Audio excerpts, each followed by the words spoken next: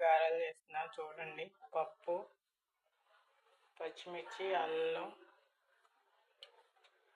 ఉల్లిగడ్డలు మిక్సీ పట్టుకోవాలి. జీలకర్ర తర్వాత వేస్తా. పప్పు అంతా ఇలా మిక్సీ పట్టుకోవాలండి. అల్లం, ఉల్లిగడ్డ పేస్ట్ వేసేసాను. సాల్ట్, జీలకర్ర, ఉప్పు, పసుపు అన్నీ వేసేసాను. ఇలా వేసేసుకోవాలి గారెలు. ఇలా చేతితో అయినా వేసుకోవచ్చు, లేదా కవర్ మీద వేసుకోవచ్చు, లేదా క్లాత్ మీద అయినా వేసుకోవచ్చు. దేనితో అయినా వేసుకోవచ్చు. కోసం వెళ్ళింది మా బాబు. 1/2 అవర్ అవుతుంది వెళ్ళి, ఇంతవరకు రాలేదు. ఈ అయిపోయే లోపల చికెన్ అయిపోతా తినొచ్చి వేడివేడిగా అనుకుంటే వాడు ఇంతవరకు రాలా. చూడండి కాగి వాటి అందరికి అవే పైకి తేలుతూ ఉంటాయి.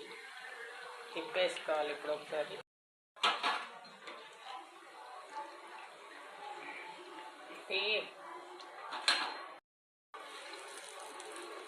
ఇలా వేసుకోవాలండి. వాటి అందరికి అవే పైకి తేలుతాయి. మ్యాక్సిమం అందరూ తెలిసిందే, కాకపోతే వీడియో కోసం ఇలా షూట్ చేస్తాను. నేను కూడా వేసేసానండి పొయ్యి మీద. మా హస్బెండ్ చేస్తున్నాడు. మా హస్బెండ్కి అన్ని వంటలు వచ్చు, కానీ చేయడు. ఎప్పుడో ఒకసారి తనకు మూడు ఉంటే చేస్తాడు. గారెలు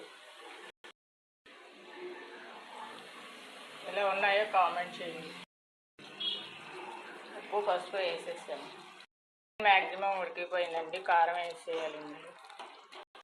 కారం వేస్తుంది. కారం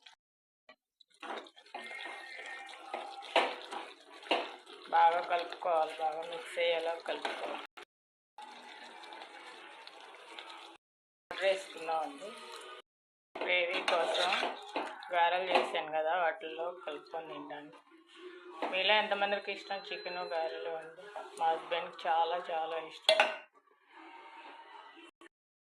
కర్రీ రెడీ అయిపోయిందండి. చూడండి, రైస్ కూడా పెట్టాను పిల్లల కోసం. కొంచెం చికెన్ విత్ గారెలు కాంబినేషన్ ఎలా ఉందో కామెంట్ చేయండి. వైట్ రైస్ అండి, పిల్లల కోసం మజ్జిగలో తింటారు కదా, పెరుగన్నం. ప్లీజ్ లైక్ చేయండి, కామెంట్ చేయండి, సబ్స్క్రైబ్ చేసుకోండి.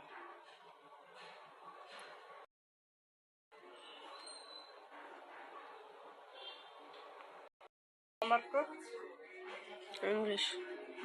ఇంగ్లీష్ హోంవర్కేనా? ఎగ్జామ్ లేదు రేపు?